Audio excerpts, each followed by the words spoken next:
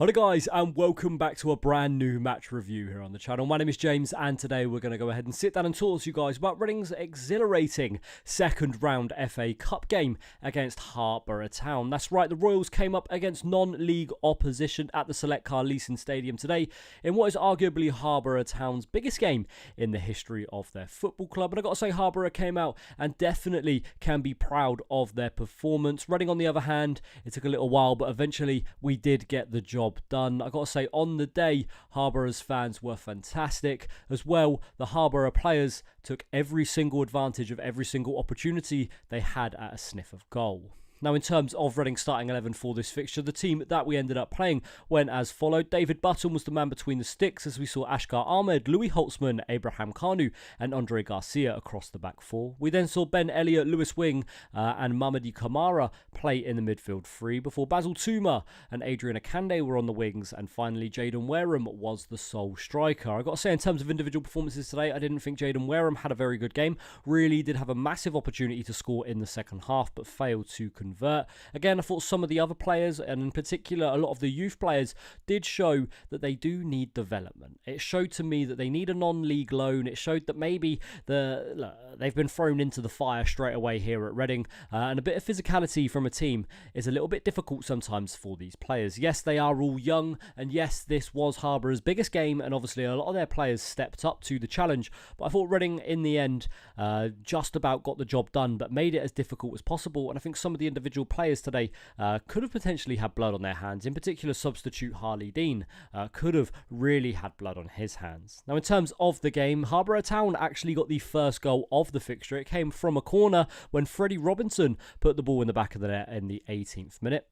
A cross came in and he headed the ball in the back of the net. I saw there was a few shouts because it went over the top of one of the Reading defenders. For me, didn't really think it was a foul though.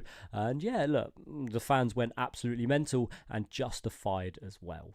Reading then made it 1-1 just 2 minutes later. It was Mamadi Camara that got on the score sheet, someone that's had quite a poor season, to be honest, so far to start this year. He ended up getting on the score sheet. It was a really good goal by Camara. It was a good team play, shall we say, from Reading. A good build-up move. The ball eventually found its way to Camara. There was a deflection, and the ball went in the back of the net. And then, shockingly, just 1 minute later, Harborough Town were level. That's right, Riley O'Sullivan was the man who scored. It came from another set piece as a big throw-in was thrown into Reading's box. A couple of flick-ons later, and at the back post was Riley O'Sullivan, free with no one marking him, and he scored and put Harborough Town at 2-1 up. I think, and apologies if I'm wrong, but Harborough are currently step 7 or tier 7 in the English Football League pyramid. Reading obviously tier 3. So it was fantastic for them to go 2-1 up, but I was absolutely gutted at that time. 27 minutes on the clock, Sandro ended up getting a yellow card, and I got to say, the inevitable happened when he pulled up with a hamstring injury. He had a little bit of a sprint race with Basil Tuma. He took Tuma down, and then his hammy went, and he was off by half-time. It did make me laugh. Obviously, Sandro, the former Tottenham Hotspur player, was the man that joined Harborough Town not too long ago. I think he had 1 or 2 training sessions, looked way out of shape, hadn't played a game or a professional game in 3 years, and yeah, was hooked off 45 minutes in because he pulled a hammy.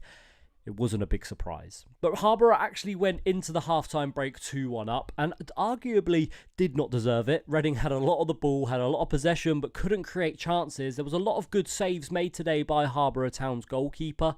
In particular, from long range, Lewis Wing had a lot of strikes, and he made a few good saves. He also made a couple of good saves as well from long range. Just in general, I think Ben Elliott had a chance as well, but Reading were really unable to break down the Harborough Town defence, as 9 yellow shirts were all behind the ball, and Reading massively struggled to break them down. At the half-time break, Reading made a couple of substitutes as we saw Mamadi Camara and Ben Elliott come off the pitch. Michael Craig and Charlie Savage were the people that came on. Reading then made it 2-2, and it was a goal that actually I saw coming when Charlie Savage scored from long range. A few times throughout the game, Savage had a few chances where he had a shot from 20-25 yards out towards the keeper's left, and the keeper massively struggled to do anything with them. He really made a meal of the saves each time.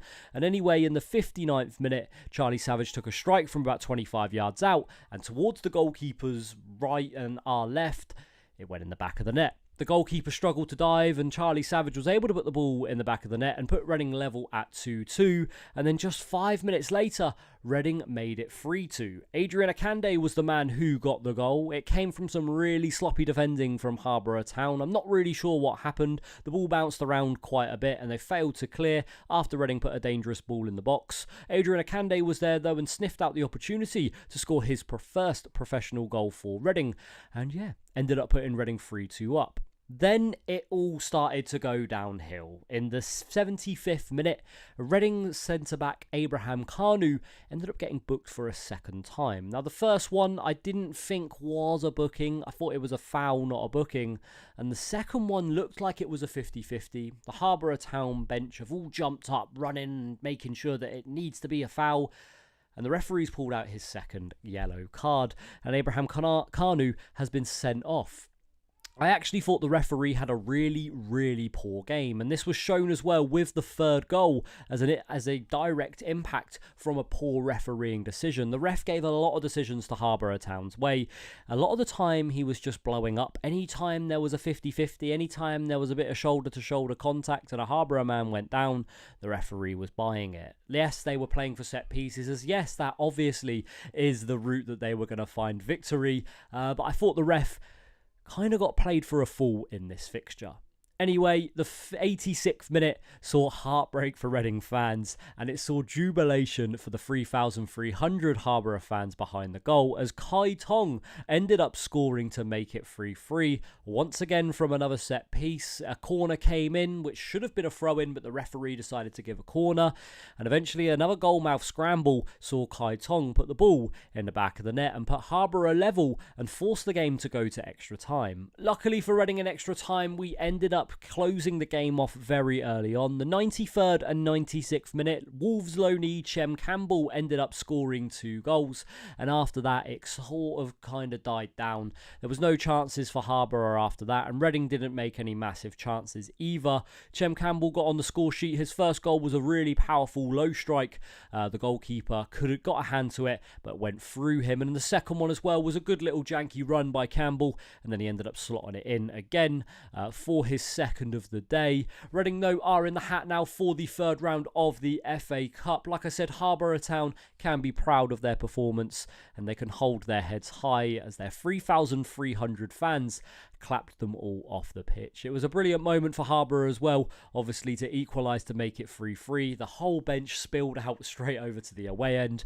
You could really see what it meant. Obviously non-league football is kind of the backbone of this country, and yeah, look, it was good scenes for them. If I was any other team, like if I was a neutral, it would have been a brilliant game to watch. But as a Reading fan, it really made me think, oh my God, please put this to bed, Reading. But either way, we're in the third round now for the FA Cup. And I'd like to see Reading get a home tie against one of the big boys, get a bit more ad revenue, get a bit more money through the doors.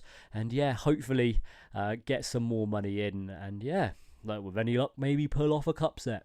That's going to be it for this one today, guys. Thank you very much for watching. My name's been James, and we'll see you all again very soon. Thank you for watching. We'll see you next time. Bye-bye.